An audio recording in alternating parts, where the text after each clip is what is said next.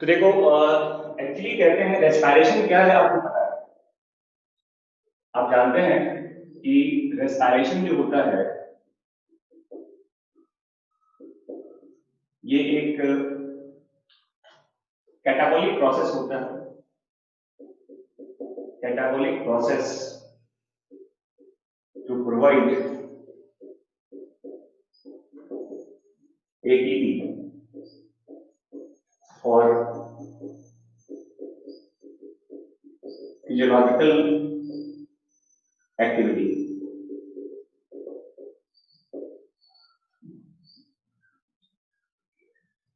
Respiration एक catabolic process है, ये सबको पता है ना। हाँ भाई, नया चैप्टर है ये। अब ये लो, रेस्पायरेटरी सिस्टम लिखा हुआ है तो नया ही चैप्टर होगा ना। ठीक है, तो रेस्पायरेशन आप जानते हैं कि एक कैटाबॉलिक प्रोसेस होता है जो एटीपी प्रोवाइड करता है आपके फिजियोलॉजिकल वर्क के लिए। सही है, सबको समझ में आ रहा है ये। और आप जानते हो ये जो रेस्पायरेशन है ये दो तरह का होता है। एरोबिक रेस्पायरेशन होता है और एनएरोबिक रेस्पायरेशन होता है।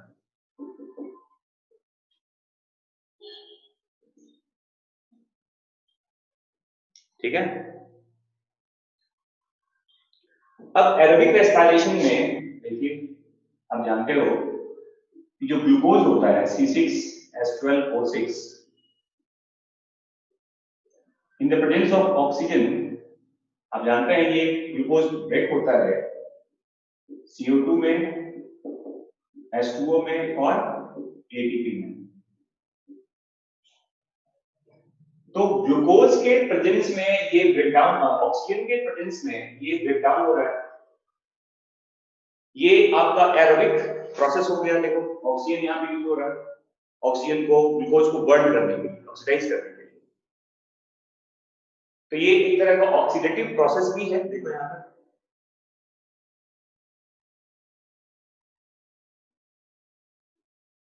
आप इसी को कहते हैं रेस्पायरेटरी सिस्टम। भाई साहब, breathing and exchange of gas का ही दूसरा नाम रेस्पायरेटरी सिस्टम है।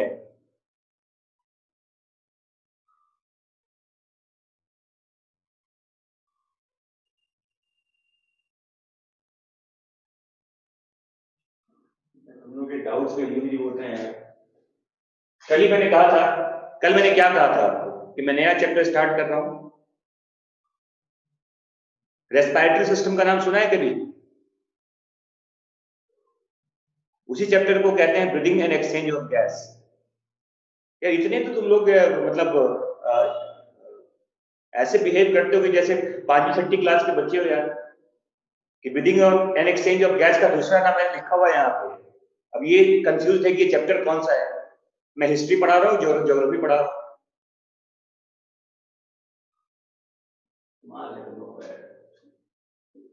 यहाँ देखो, अब देखो C6H12O6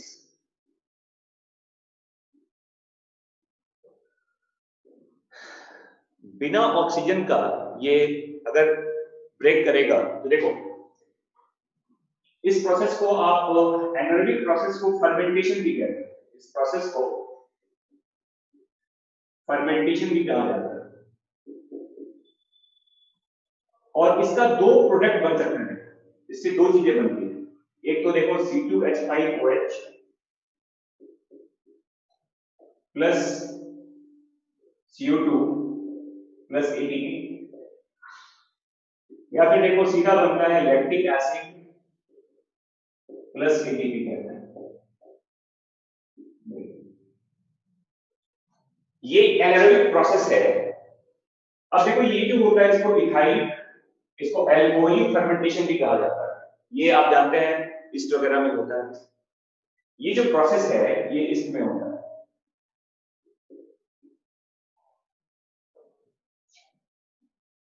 आप जानते हैं जो बियर वगैरह बनाया जाता है उसमें इसी टेक्निक को यूज करते हैं। एल्कोहलिक फर्मेंटेशन कहते हैं। फर्मेंटेशन दो तरह का होता है, एक होता है लैक्टिक एसिड फर्मेंटेशन, एक को कहते हैं एल्कोहलिक फर्मेंटेशन। देखो C2H5OH plus CO2 plus ATP, या फिर क्या बना बताओ, लैक्टिक एसिड प्लस ATP बनता है। और ये कहां बनता है बताओ, ये हमारे स्केलेटल मसल सेल्स में बनता है ड्यूरिंग हेवी एक्सरसाइज।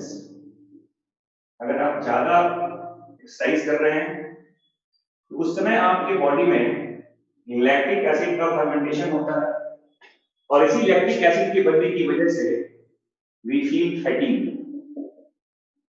थकान जो आप फील करते हैं ये लैक्टिक एसिड के बनने की वजह से होता है।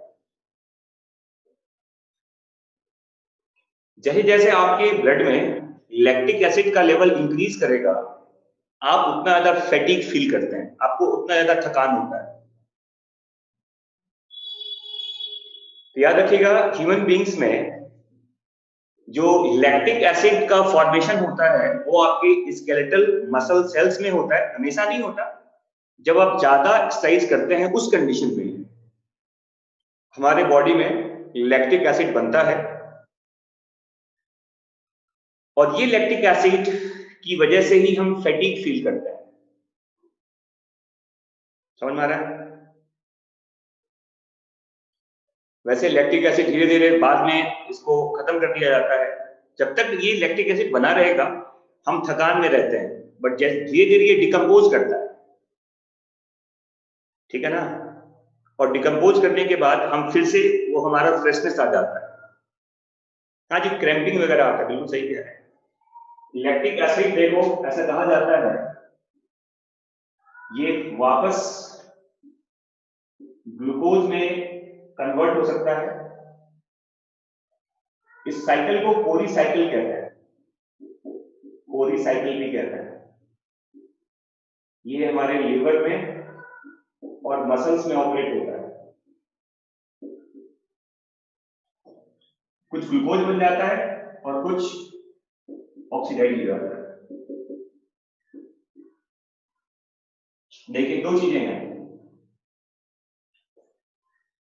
लैक्टिक एसिड जो बनता है हमारे बॉडी में, उसका क्या फेट है बताओ। लैक्टिक एसिड जो हमारे बॉडी में बनते हैं ये लिवर के थ्रू वापस ग्लूकोज में कन्वर्ट हो सकता है, या फिर कुछ ऑक्सीडाइज हो जाता है। तो ये साइकिल जो आपके बॉडी में ऑपरेट होता है लिवर और मसल्स में, इसी को कोरी साइकिल कहते हैं, CORI। याद रखिएगा इसको, टर्म कॉल्ड कोरी साइकिल, CORI कहता है, कोरी साइकिल। ये किसके किसके बीच में होता है बताओ, लीवर और आपके स्केलेटल मसल्स के बीच में होता है।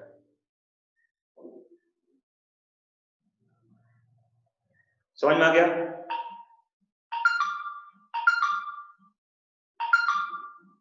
समझ में आ गया सबको? तो देखिए, तो ये समझ लीजिए आप कि आपकी बॉडी में अगर देखा जाए, इवन आरबीसी में आप जानते हैं कि एरोबिक रेस्पिरेशन होने के लिए, एरोबिक रेस्पिरेशन होने के लिए माइटोकॉन्ड्रिया इज मस्ट। आरबीसी में जानते हैं यहां पर माइटोकॉन्ड्रिया नहीं होता, आरबीसी लैक माइटोकॉन्ड्रिया। तो आरबीसी में क्या होगा बताओ, यहां भी आपके बॉडी में एनाएरोबिक रेस्पिरेशन ही होता है। एरोबिक रेस्पिरेशन को होने के लिए माइटोकॉन्ड्रिया का होना जरूरी होता है, और आरबीसी में माइटोकॉन्ड्रिया नहीं होता। जो मैच्योर आरबीसी होता है वहां माइटोकॉन्ड्रिया नहीं होता। तो आरबीसी के अंदर जो एनर्जी गेटिंग मैकेनिज्म होता है वो भी एनारोबिक प्रोसेस के थ्रू ही होता है। समझ में आ गया? यहां तक सबको क्लियर हो गया? ठीक है। तो आपकी बॉडी में हमेशा, आपके बॉडी में किसी भी टाइम पर दोनों तरह का रेस्पिरेशन हो रहा है, एरोबिक भी और एनारोबिक भी। याद रखिएगा, ह्यूमन बींग्स में किसी भी टाइम दोनों तरह का रेस्पिरेशन कंप्लीट हो रहा है, एरोबिक भी और एनारोबिक भी। हाँ भाई, समझ में आ गया? मैं क्या कहा? मैंने कहा कि आपकी बॉडी में किसी भी टाइम दोनों तरह का रेस्पिरेशन हो रहा है, एरोबिक भी हो रहा है और एनारोबिक भी हो रहा है। स्केलेटल मसल्स में एनारोबिक हमेशा नहीं होता। मैंने पहले कहा था कि जब आपके ब्लड में ऑक्सीजन की डेफिसिट हो जाती है, ऑक्सीजन की कमी हो जाती है, उस समय फिर हमारे मसल्स में एनारोबिक रेस्पिरेशन होता है। स्केलेटल मसल में क्या हमेशा एरोबिक होता है? नहीं। क्या हमेशा एनारोबिक होता है? नहीं। ऑक्सीजन के ऊपर डिपेंड करेगा। अगर ऑक्सीजन अवेलेबल है तो एरोबिक होगा, अगर ऑक्सीजन की कमी हो जाएगी तो एनारोबिक प्रोसेस स्टार्ट हो जाता है। क्लियर? समझ में आ गया? अब देखो, अब अगर मैं बात करूं ऐसे कि human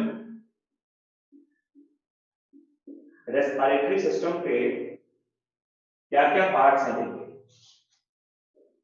let's see the component of human respiratory system. तो ह्यूमन रेस्पिरेटरी सिस्टम के दो अलग अलग कंपोनेंट्स हैं, देखिए।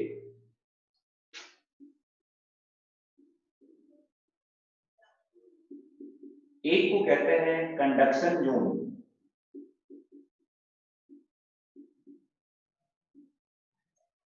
और एक को कहते हैं रेस्पिरेटरी जोन।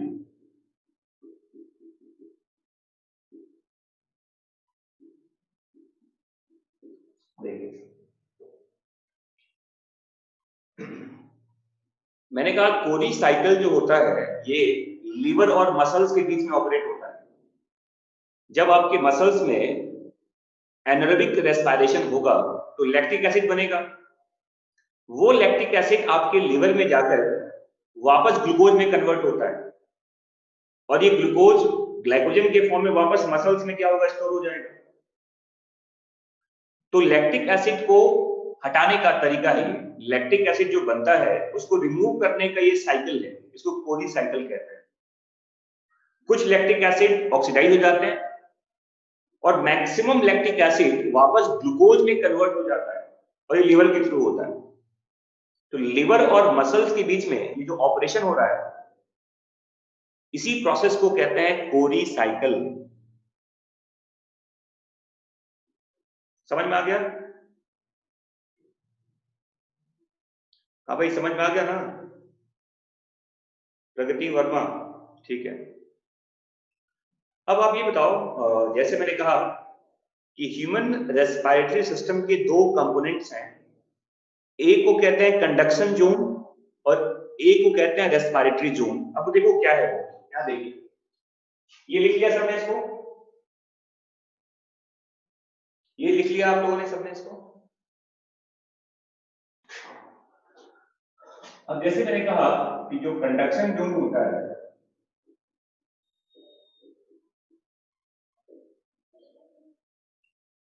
ये स्टार्ट होता है, देखो कहां से? एक्सटर्नल नॉस्ट्रिल से। अब ये जो वन पेयर ऑफ नॉस्ट्रिल कहते हैं इसको, यहां से स्टार्ट होता है कंडक्शन जोन। ये नॉस्ट्रिल फिल, अब जानते हैं वन पेयर होता है, ये जाता है नेजल चैम्बर में। ये एक तरह का बोनी कैविटी होता है और इस चैम्बर में जानते हैं आप ग्लैंड्स भी होते हैं, हेयर्स भी होता है।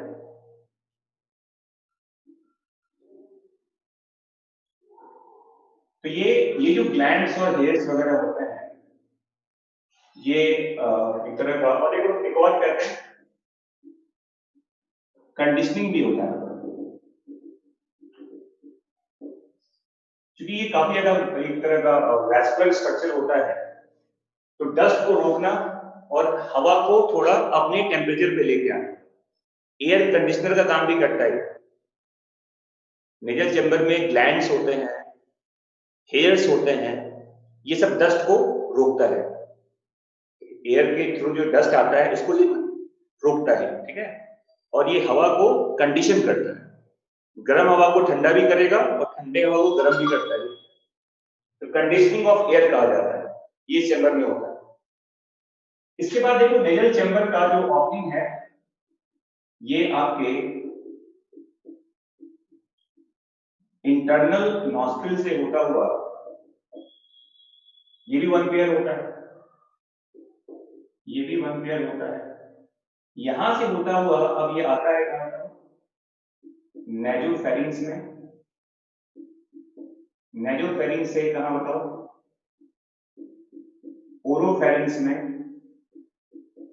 ओरोफेरिंग्स से कहां बताओ, लैरिंगोफेरिंग्स में। और उसके बाद लैरिंग्स से होता हुआ ये कहां पहुंचेगा, आपके ट्रैकिया में। एक्चुअली ट्रैकिया का ही अपर पार्ट लैरिंग्स काम आता है, लैरिंग्स कोई अलग से कोई मतलब कार्टिलेज से कवर्ड होता है काफी ज्यादा, बट लैरिंगोफेरिंग्स लैरिंग्स में फिर ट्रैकिया में पहुंच जाएगी। तो ये देखो पूरा पाथवे है कंडक्शन जोन का, और आप जानते हैं देखिए यहां पर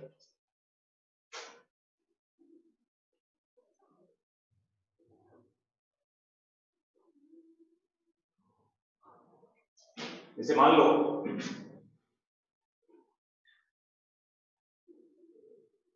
ये ट्रैकिया है, जैसे मान लो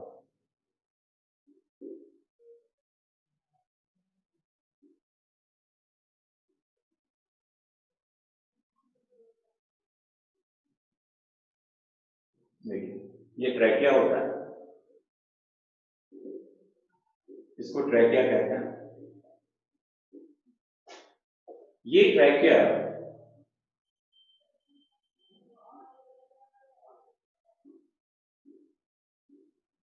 देखो, ये आपके फिफ्थ थोरेसिक वर्टिब्रा के पास, अरे नेरिस को नॉस्ट्रिल कहते हैं,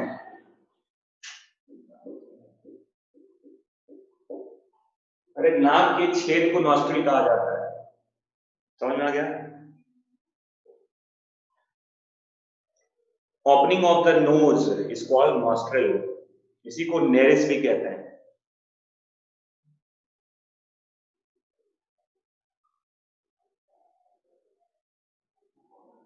ठीक है ना। अब देखो ये ट्रैकिया है, ट्रैकिया अब एक पॉइंट पे आने के बाद देखो एनसीईआरटी में लिखा हुआ है कि एट द, एक्चुअली क्या होता है देखो, जैसे सपोज करो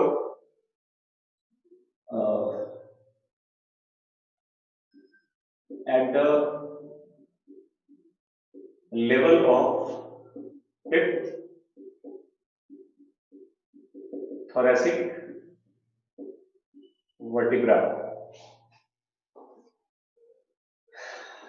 उस लेवल पे आने के बाद ये जो ट्रैकिया होता है ये दो ब्रांच में डिवाइड कर जाता है, हमने पढ़ा है इसका नाम, इसके इस ब्रांच को कहते हैं प्राइमरी ब्रोंकाई, प्राइमरी ब्रोंकाई कहते हैं। ये दो होता है, एक आपका राइट होगा, एक आपका लेफ्ट होता है,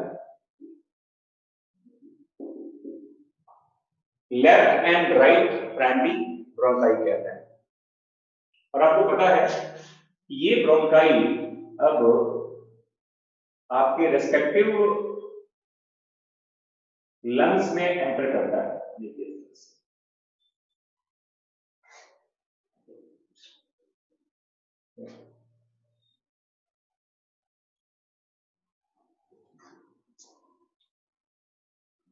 और आपको पता है कि ये सब आपके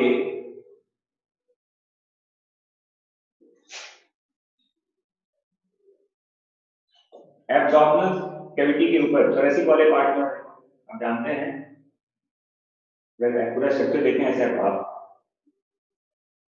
देखो, ये हमारा डायफ्राम होता है,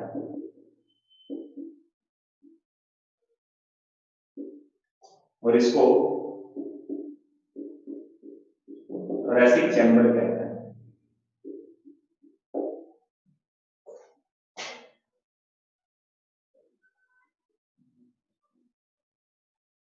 तो वो क्या मैं अभी आपके एनसीईआरटी में लिखा हुआ है कि at the level of fifth thoracic vertebra हमारा जो ट्रैकिया होता है वो दो ब्रांच में डिवाइड कर जाता है, right primary bronchi and left primary bronchi. एक गया राइट लंग्स में, एक गया लेफ्ट लंग्स में। ठीक है, और देखो अब ये कहा जाता है कि हमारा जो राइट लंग्स होता है उसमें ऐसे 3 अलग अलग लोब्स होते हैं, 1 2 3, और लेफ्ट में 2 ही लोब होता है। देखो एक ऊपर एक नीचे कहा जाता है। तो ये देखो ये लोब्स होते हैं, लोब्स कहते हैं।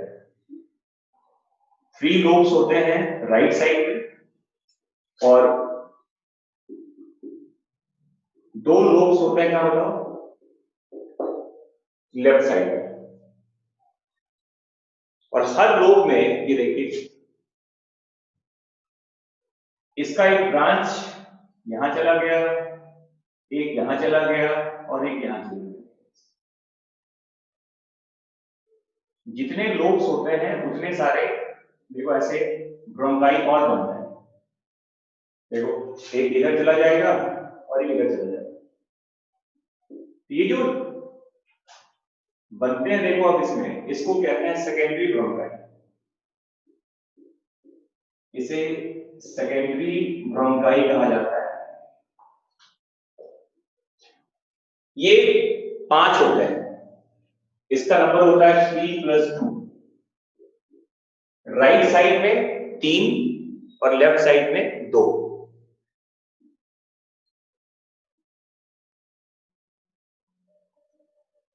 ठीक है,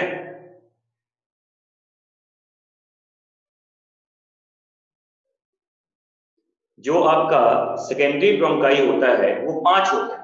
राइट साइड में 3 होते हैं और लेफ्ट साइड में 2 होता है।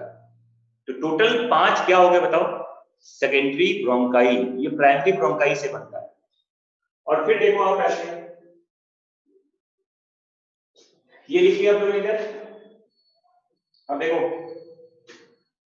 जो एक सेकेंडरी ब्रोंकाई होता है, मान लो ये एक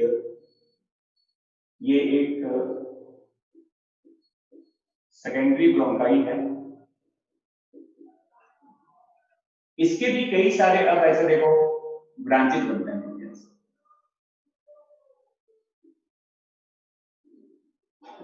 अब इसके एक ब्रांच का नाम हम टर्सरी ब्रोंकाई कहते हैं।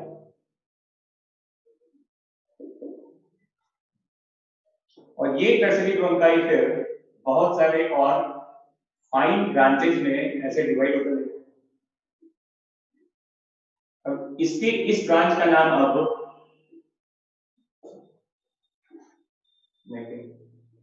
इसको कहा जाता है टर्मिनल ब्रोंक्यूल्स कहते हैं। मतलब टर्सरी ब्रोंकाई के ब्रांचेस को ब्रोंक्यूल्स कहते हैं, टर्मिनल ब्रोंक्यूल्स कहते हैं इसको। और फिर देखो फिर इसके ब्रांचेस होते हैं बहुत सारे।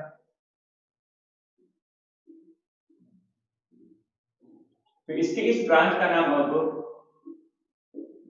रेस्पिरेटरी ब्रोंक्यूल कहा जाता है। और इस ब्रोंक्यूल के फिर ब्रांच होता है, बहुत सारे ब्रांचेस बनते हैं। 3 ही नहीं होता, बहुत सारे ब्रांच होते हैं। इस ब्रांच का नाम एल्वियोलर डक्ट होता है। और ये डक्ट देखिए इस तरह के, ये देखो इसको एल्वियोलर सैक कहा जाता है, या इसको एल्वियोलाई कहते हैं। इसको एल्वियोलाई और इसको एल्वियोलर सैक कहा जाता है।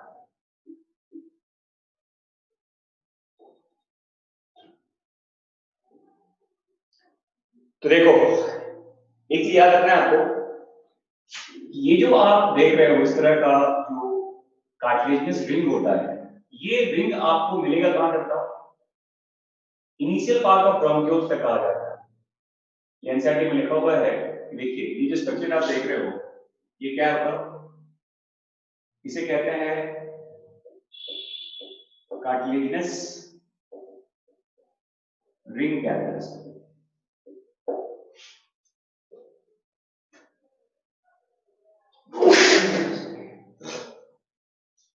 ये रिंग आप याद रखिएगा 16 से 20 इसका नंबर होता है, रिंग का नंबर 16 से 20 के बीच में होता है। और ये डॉर्सली इनकम्प्लीट कहते हैं। देखो इस साइड से ये इनकम्प्लीट है, देखो पूरा नहीं होता है, पूरा गोल नहीं होता है, ये डॉर्सल साइड से कंप्लीट नहीं होता, इनकम्प्लीट होता है, तो डॉर्सली इनकम्प्लीट कहते हैं। सी सेप्ट होता है, देखो सी सेप्ट कहते हैं इसको।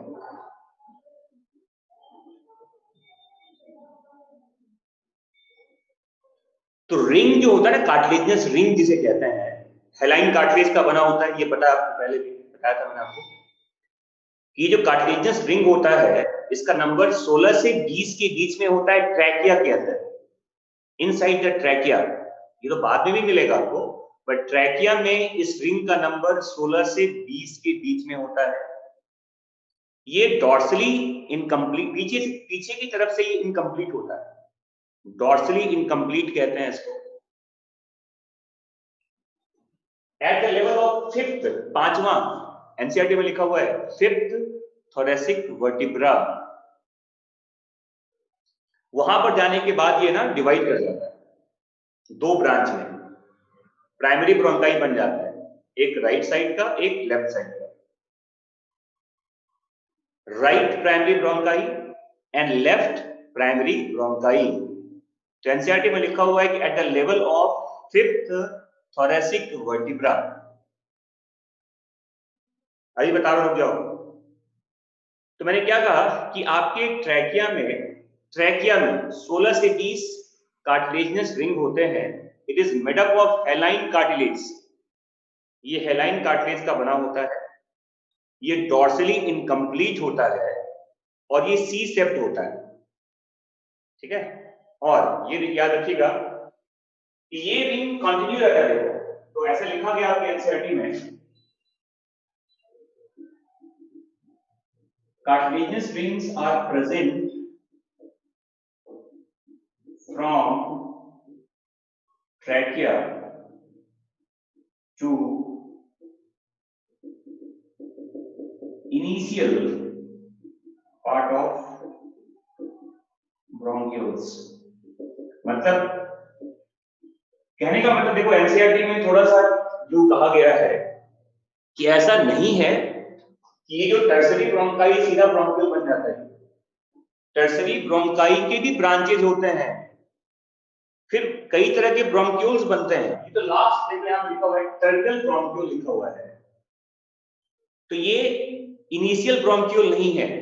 आप एनसीईआरटी पढ़ेंगे तो साफ साफ लिखा हुआ है कि cartilaginous rings are present from trachea to initial part of bronchioles.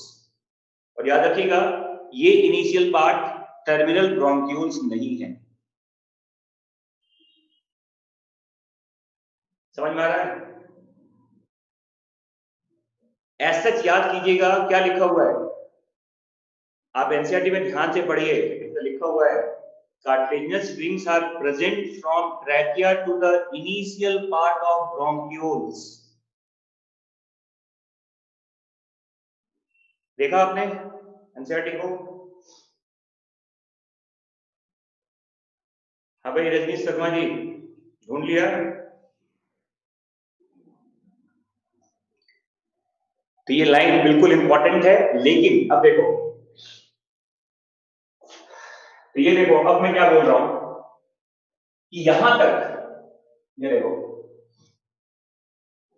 Terminal bronchioles तक कहते हैं, यहां तक की जो कहानी है ये आपका कंडक्शन जोन था, मतलब नॉस्ट्रिल से लेके यहां तक, नॉस्ट्रिल से लेके टर्मिनल ब्रोंक्यूल्स तक क्या बोलते हैं इसको, कंडक्शन जोन कहते हैं।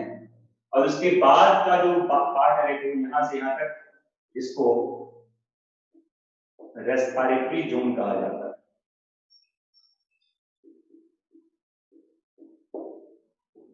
क्या मतलब है इसका बताओ, कि जिस जगह से गैसियस एक्सचेंज स्टार्ट हो जाता है उसी को रेस्पिरेटरी जोन कहते हैं। कंडक्शन जोन में केवल एयर का ट्रांसपोर्ट होता है, बट रेस्पिरेटरी जोन में एक्सचेंज ऑफ गैस क्या हो गया, स्टार्ट हो जाता है। कंडक्शन में बस वो एयर को कंडक्ट करता है, आगे लेके जाता है, एयर के डस्ट को रोक लेता है, सही बात है। एयर को प्यूरिफाई करने का मतलब एयर को मॉइस्ट रखता है, एयर के डस्ट को रोक लिया जाता है, बट एक्सचेंज नहीं होता। गैसियस एक्सचेंज का प्रोसेस स्टार्ट कहां से होता है बताओ, रेस्पिरेटरी जोन से। याद रखना रेस्पिरेटरी जोन क्या होता है, इसको कहते हैं जोन ऑफ गैसियस एक्सचेंज कहा जाता है।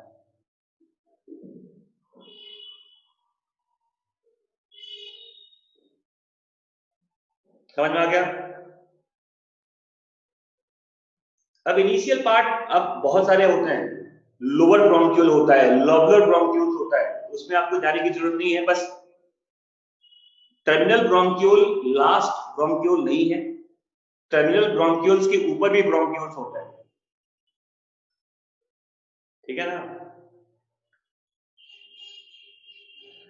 जो ऐसा लिखा हुआ है, तो क्वेश्चन ऐसा बन सकता है ना कि जो कार्टिलेजिनस रिंग होता है ये कहां कहां मिलता है, देखो तो ये ट्रैकिया में भी होता है, यस होता है, ब्रोंकाई में होता है, यस होता है, क्या ब्रोंक्यूल्स में भी होता है, यस होता है, सिंपली याद रखिएगा।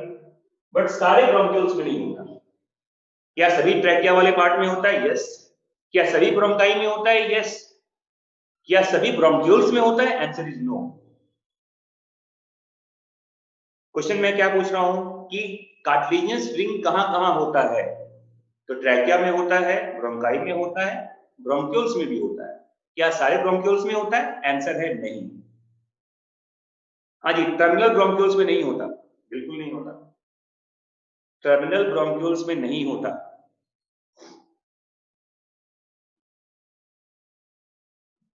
समझ में आ गया। हाँ भाई, समझ में आ गया सबको, ठीक है। अब देखो ट्रैकिया का ये जो लेंथ है ये लगभग 10 से 12 सेंटीमीटर लंबा होता है, length of trachea, line width, ciliated columnar epithelia कहते हैं।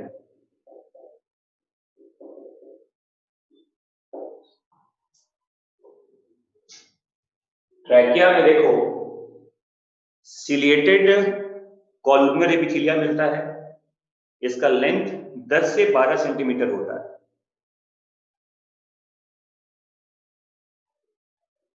समझ में आ गया। और यहां देखिए, ये जो आप देख रहे हो ये थोरेसिक वॉल होता है, इसको प्लूरा कहते हैं, लंग्स के वॉल को प्लूरा कहा जाता है।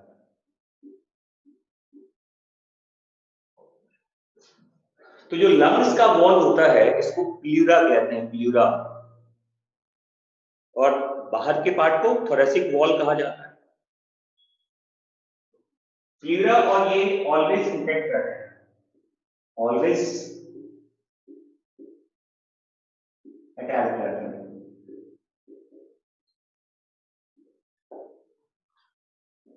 याद रखिएगा,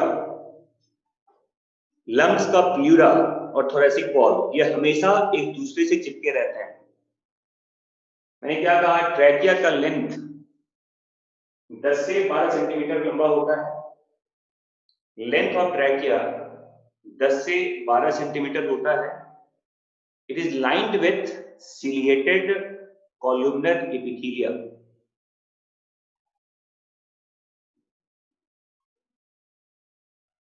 ठीक है बच्चों, समझ में आ गया?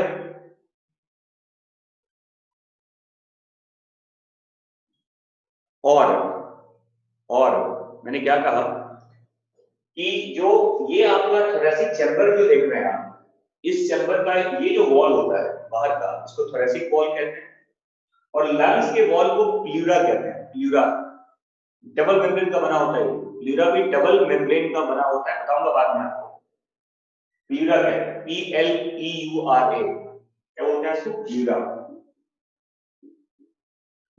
दो तरह का होता है, एक होता है पैराइटल जो बाहर की तरफ होता है, एक होता है विसरल जो अंदर की तरफ होता है। आउटर को पैराइटल कहते हैं और इनर को विसरल कहा जाता है।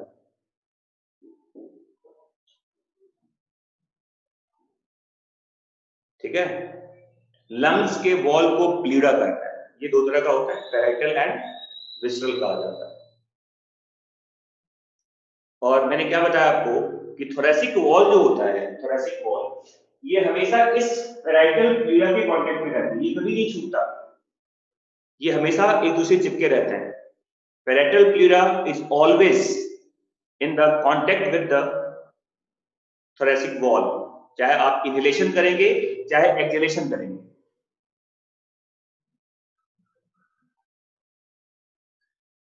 और सबसे एक इंपॉर्टेंट पार्ट बता दूं मैं आपको कि इस चैप्टर के कई सारे वीडियोस आपके YouTube पे अवेलेबल है, बहुत अच्छे से एक्सप्लेनेशन है उसका, बहुत ज्यादा इंटरेस्टिंग चैप्टर भी है वैसे ये। तो आपको जितना भी समझना है मैं तो यहाँ समझा ही रहा हूँ, इसके अलावा बहुत सारे वीडियोस भी हैं YouTube पे, आपको वो भी मैं लिंक सेंड करूंगा, वो भी बाद में देख लीजिएगा। ठीक है, तो यहाँ देखो, तो मैंने क्या बताया देखो आपको कि अब ये समझ में आ गया। पहली बात तो ये कि दो हिस्से समझ में आ गए आपको, कंडक्शन जोन क्या होता है और रेस्पिरेटरी जोन क्या होता है। सबको क्लियर हो गया ये? ठीक है, अब देखो, तो मैंने क्या कहा कि सबसे जो फाइन ब्रांच होता है उसको एल्वियोलर डक्ट कहते हैं, and that duct enters in your alveoli और एल्वियोलर सैक। देखो, अब आप ये बताओ कि ये जो इसमें एल्वियोलाई का स्ट्रक्चर आप देख रहे हो लंग्स में,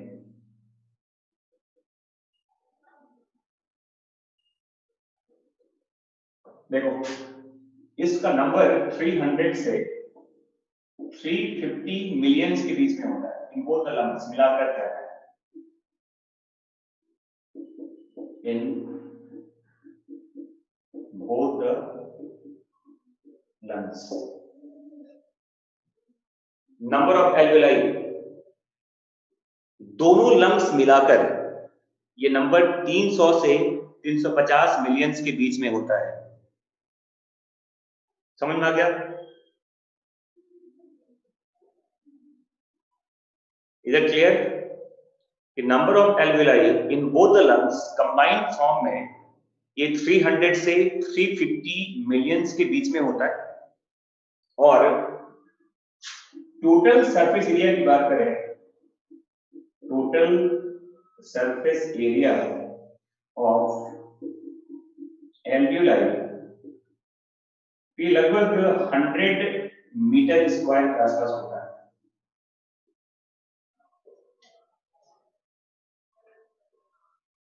जो कि आपके स्किन के सरफेस एरिया से, हाँ जी, स्किन के सरफेस एरिया से लगभग 50 गुना ज्यादा होता है। 50 times more than 50 times more than the surface area of skin। आपके स्किन के सरफेस एरिया से हाँ जी, 300 दोनों लंग मिलाकर होता है, अभी तो बताया था अभी, दोनों लंग्स मिलाकर ये नंबर लिखा हुआ है, लिखा हुआ देखो ना, बोथ का मतलब क्या होता है, बोथ द लंग्स, दोनों मिलाकर कहते हैं, ठीक है। तो ये पॉइंट याद रखिएगा। और यहां देखो, अब मैं बता रहा हूं, देखो एक सिंगल एल्वेलाई में स्ट्रक्चर ऑफ सिंगल एल्वेलाई,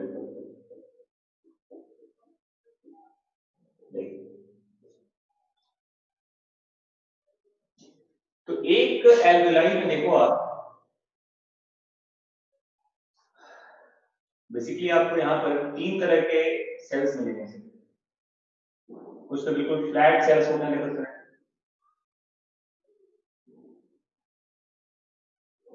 कुछ इसमें आपको इस तरह के सेल भी मिलेंगे,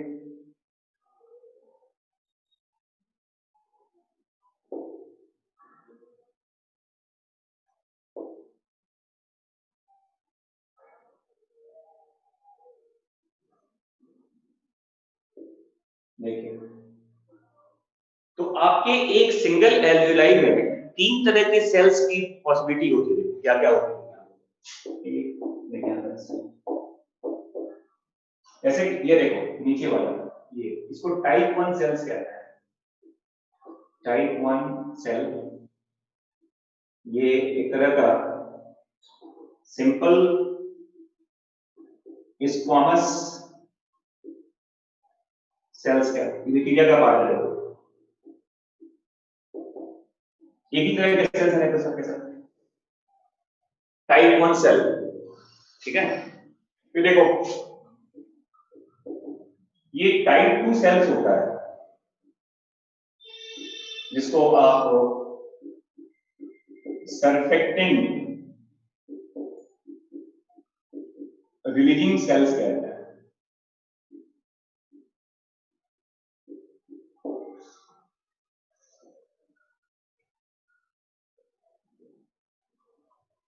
ठीक है, टाइप 2 कहते हैं। और एक और डायग्राम है, इसको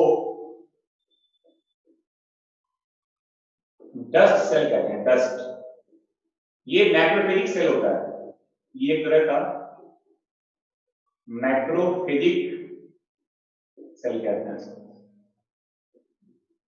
डस्ट सेल,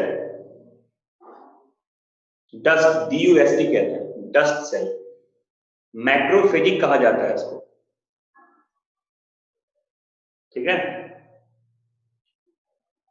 तो सरफेक्टेंट का नाम जानते हैं ना, इसको लेसिथिन कहा जाता है, ये पढ़ा होगा आपने, मैंने बताया था आपको पहले भी, फॉस्फोलिपिड होता है ये। तो surfactant releasing cell type 2 cells कहा जाता है इसको,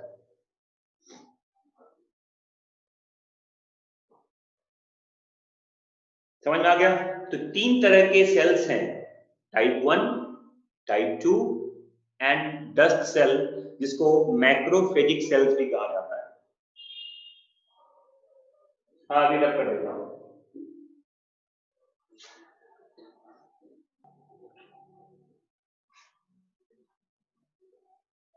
देखो टाइप 2 सेल मैंने कहा इसको सरफेक्टेंट रिलीजिंग सेल्स कहते हैं, इसी को लेसिथिन कहा जाता है, ये एक तरह का फॉस्फोलिपिड है। और याद रखना सरफेक्टेंट का काम क्या होता है, it prevent collapsing of small size alveoli,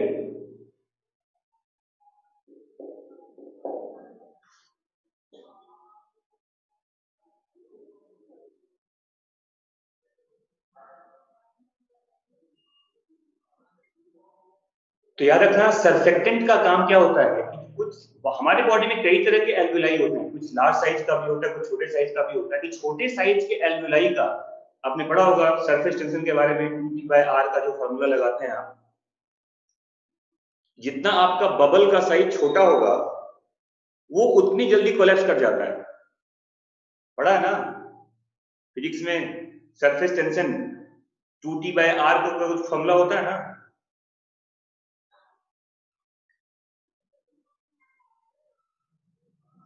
last year पढ़ा था, चलो कोई बात नहीं। तो मुझे जहां तक याद आ रहा है कि आपकी जो एल्वेलाई का साइज होता है, जितना छोटा साइज होगा वो उतनी जल्दी कोलैप्स कर सकता है। तो ऐसे एल्वेलाई के कोलैप्सिंग को रोकने के लिए इसकी जरूरत होती है, इसकी लेसिथिन की। समझ में आ गया?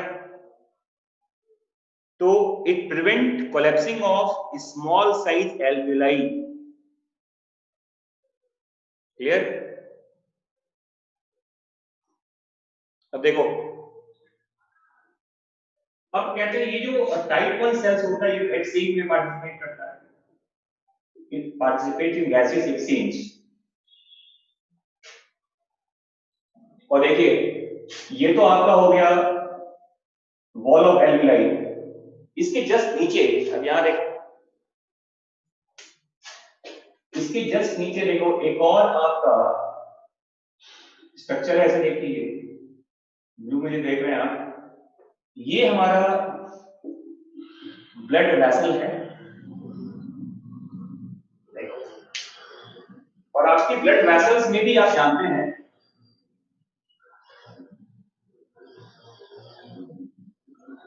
देखो इस तरह के आपको मिलेंगे सेल्स।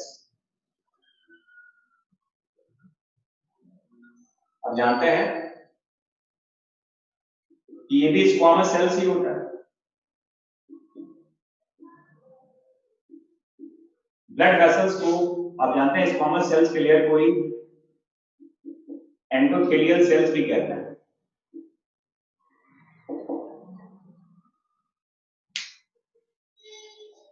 और मैंने बताया था आपको कि ये जो आप अब देखते हो, ये जो बीच में पूरा ये जो स्ट्रक्चर है, दोनों को मिला दिया हमने। देखो इस वॉल को, इस वॉल को, दोनों वॉल को मिलाकर इसको कहते हैं क्या? रेस्पिरेटरी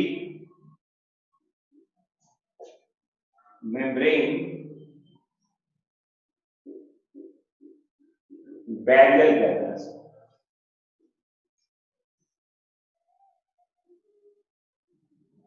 और इस बैरियर में क्या क्या होता है बताओ? देखिए इस बैरियर में ऊपर वाला ये स्क्वामस सेल्स, और ये देखो नीचे की तरफ ये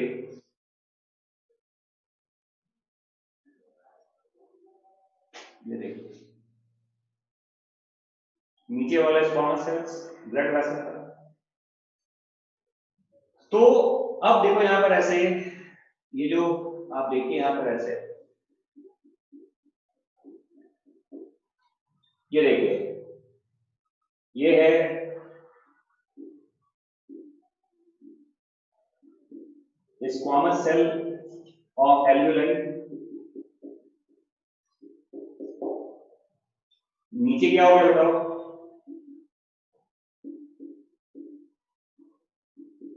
squamous cell of blood vessel. और इसके बीच में ये जो यहां से यहां तक देख रहे हो आप, इसका मेम्ब्रेन और बीच का स्पेस, इसे कहते हैं बेसमेंट सब्सटेंस। इसे बेसमेंट सब्सटेंस कहा जाता है। एनसीईआरटी में डायग्राम बना हुआ है, देखिएगा वहां ध्यान से।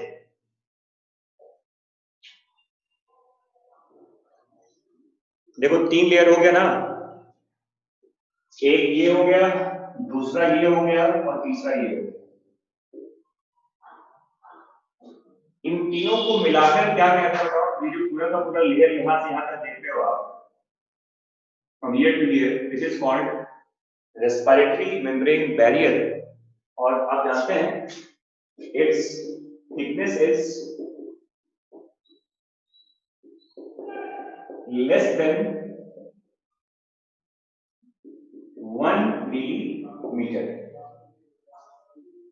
ये आपके एनसीईआरटी में लिखा हुआ है कि इसका जो थिकनेस होता है ये 1 मिलीमीटर से भी कम होता है। किसका थिकनेस बताओ? रेस्पिरेटरी मेम्ब्रेन बैरियर का।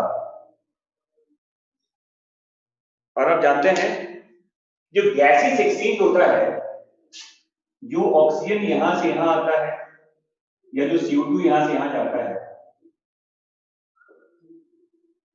हमारे बॉडी का गैसियस एक्सचेंज इसी बैरियर के अक्रॉस होता है।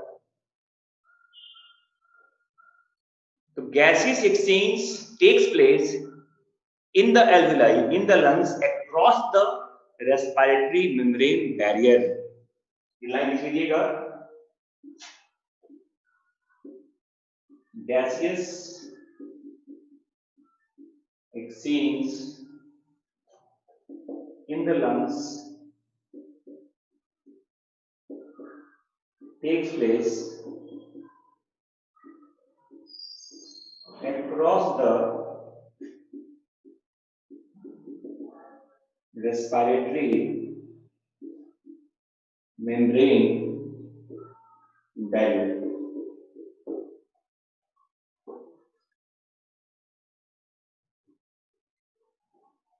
और पूछा जाता है कि एक्सचेंज जो होता है इट डिपेंड्स अपॉन किस किस चीज पे डिपेंड करेगा? रेट ऑफ एक्सचेंज कहते हैं। तो रेट ऑफ एक्सचेंज जो होता है, रेट ऑफ गैसियस एक्सचेंज जो होता है, ये डिपेंड करता है, देखो फर्स्ट कहते हैं thickness of membrane, thickness of respiratory membrane barrier. Second कहते हैं partial pressure of gas, partial pressure of gas. और तीसरा कहते हैं solubility of gas, solubility of gas कहते हैं। और इसी की वजह से जानते हैं कि CO2 का सॉलिबिलिटी ये ज्यादा होता है ऑक्सीजन से, और ऑक्सीजन का ज्यादा होता है इससे, नाइट्रोजन से।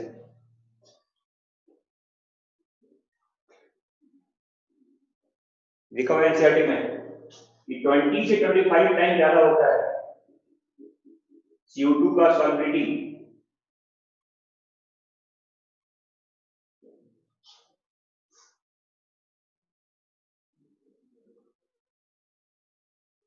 ठीक है,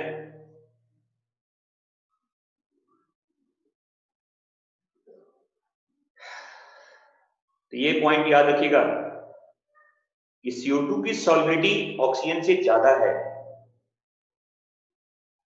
20 से 25 टाइम्स।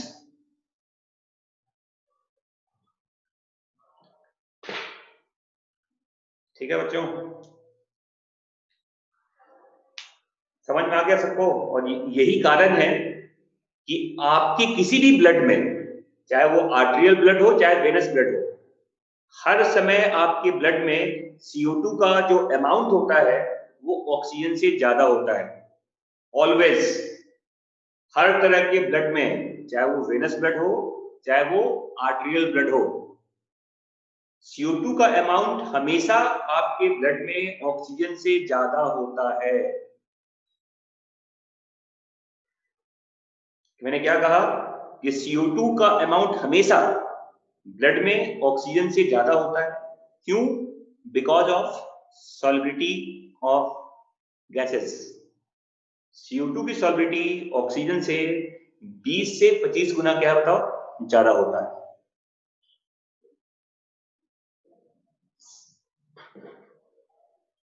ये समझ में आ गया सबको? अभी मैंने पार्शियल प्रेशर के बारे में कुछ बताया है क्या? अभी जितना बताया क्या उतना ध्यान में रखो पहले।